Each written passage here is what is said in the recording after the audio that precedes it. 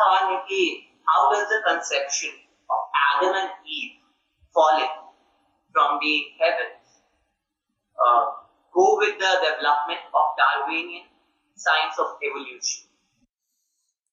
قرآن مجید نے یہ کبھی نہیں کہا کہ وہ کسی اوپر کی دنیا سے نیچے آئے ہیں۔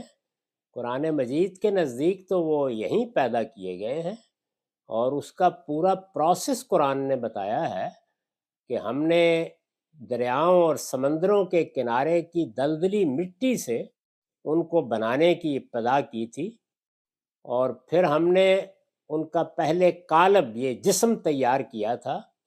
جب یہ جسم کئی مرحلوں سے گزرنے کے بعد ہر لحاظ سے مکمل ہو گیا اور اس کو ہم نے درست کر لیا، سنوار لیا، تو پھر ہم نے وہ جو شعور ہمارے اندر ہے وہ پھونکا ہے آسمان سے اس کے اندر۔ تو جب وہ شعور اس کے قالب میں آیا ہے تو وہ محض ایک حیوان انسان نہیں رہا، وہ انسان بن گیا ہے۔ تو یہ پروسیس قرآن نے سورہ سجدہ میں خود بیان کیا ہے، اس لیے کسی اوپر کی جگہ سے آنے کا کوئی سوال ہی نہیں ہے۔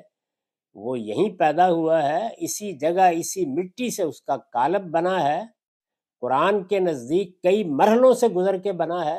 جب وہ ہر لحاظ سے مکمل ہوا ہے تو پھر ان میں سے دو کا انتخاب کر کے اس میں اللہ تعالیٰ نے شعور ودیت کیا ہے۔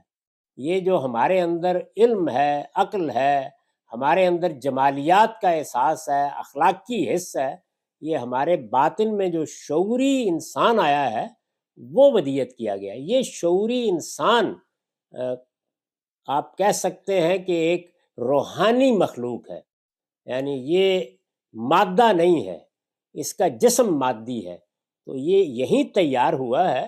البتہ اس کی شخصیت آسمان سے آئی ہے، قرآن کا تصور یہ ہے۔